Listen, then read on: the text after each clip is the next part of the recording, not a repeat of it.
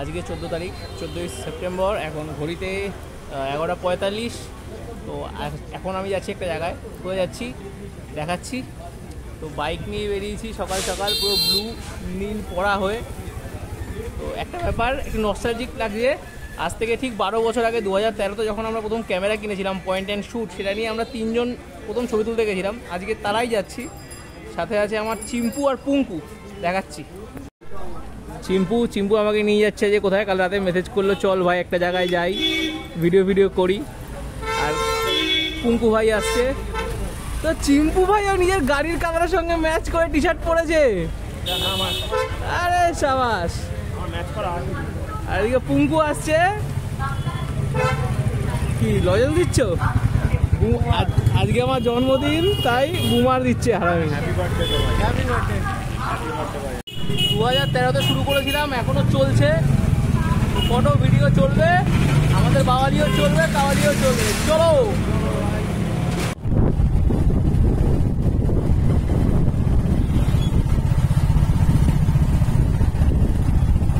New T shirt to right.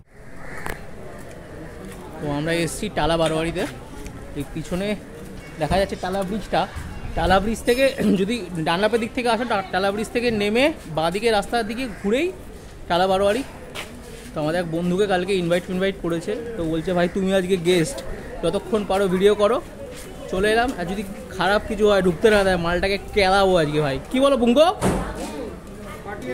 ও বলছে যে paid ছাড়া করি না এখন। তো দেখি কি আছে ভেতরে, ঢুকতে না দিলে।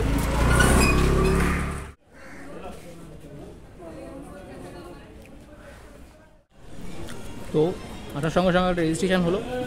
আর ভিআইপি পাস, পার পাস 4 জন এন্ট্রি। যদি কারোর পাস দরকার হয় আমার সাথে যোগাযোগ করবে না, কারণ আমি পাস দিতে পারবো না, লোকজন আগে থেকেই বলে রেখেছে। কলকাতার পুজোর থিমের লড়াইয়ে যেখানে পাশ্চাত্য এবং বিভিন্ন বিদেশি শিল্পের রমরমা, সেখানে দেশীয় প্রাচীন শিল্পকে তুলে ধরতেই শিল্পীর ভাবনায় ফুটে উঠেছে মধুবনী শিল্পকলা, যেটি ভারতের একটি অত্যন্ত প্রাচীন শিল্পকলার একটি। তো এখন আছি টালা বারোয়ারির প্যান্ডেলের ভেতরে।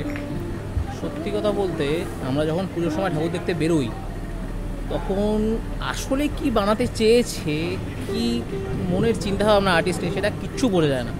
কিন্তু এইভাবে যখন আজকে আমরা এসেছি, পিছনে কিছু পান করা আছে মধুবনীর, আর পিছনে মধুবনীর যে মূর্তিগুলো হয়, স্কাল্পচারগুলো হয়, সেগুলো করা আছে। দুর্দান্ত, মানে ভালো করে ঠান্ডা মাথায় না দেখলে বোঝা যাবে না যে কী করেছে আর কি হতে পারে। চলো দেখাই পুরোটাকে। প্রাচীন মধুবনী শিল্পকলার সাথে আধুনিকতার মিশেল তৈরি করতে চেয়েছেন শিল্পী। একটু ভালো করে লক্ষ্য করবে যে সরস্বতী, লক্ষ্মী সবার 4টে করে হাত আছে। আর এদিকে গণেশের 3টে মাথা, অসুর চিরাচরিত সবুজ রঙের, কিন্তু ডান দিকের জায়গায় বাঁ দিকে রয়েছে। আর পুরো মূর্তিটি মধুবনী শিল্পকলার উপরই বানানো হয়েছে, ভাইব্রেন্ট। মায়ের মাথার উপরে ব্রহ্মা, বিষ্ণু, মহেশ্বর সবাই রয়েছেন। মানে যারা যারা দেবীকে সৃষ্টি করতে তাদের শক্তি দিয়েছিলেন, তারা সবাই আছেন। আর মূলত নেপালের মিথিলা অঞ্চল থেকে সৃষ্টি হওয়া এই Madhubani art culture Mithila art নামেও পরিচিত, যার প্রধান বৈশিষ্ট্য উজ্জ্বল রঙের ব্যবহার। শিল্পী প্রশান্ত পাল মহাশয়ের থেকে জেনে নেই তার ভাবনা। আচ্ছা, এখানে যে কনসেপ্টটা রয়েছে, মানে আর্টটা তো মধুবনী আর্ট, তো তার মধ্যে কনসেপ্টটা কী আছে যদি আপনি একটু বলেন। এটা মধুসদন।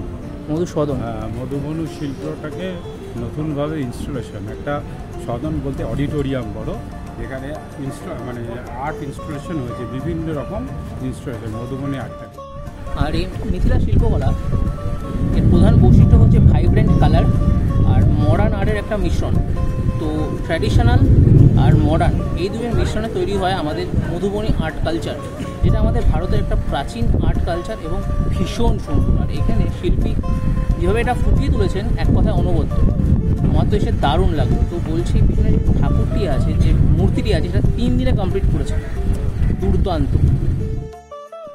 টালা বারোয়ারি মণ্ডপের অনেক কাজ এখনও বাকি, জোর কদমে কাজ চলছে এবং আগামী সপ্তাহের পর থেকে সম্ভবত এই প্যান্ডেল খুলে দেওয়া হবে সাধারণের জন্য।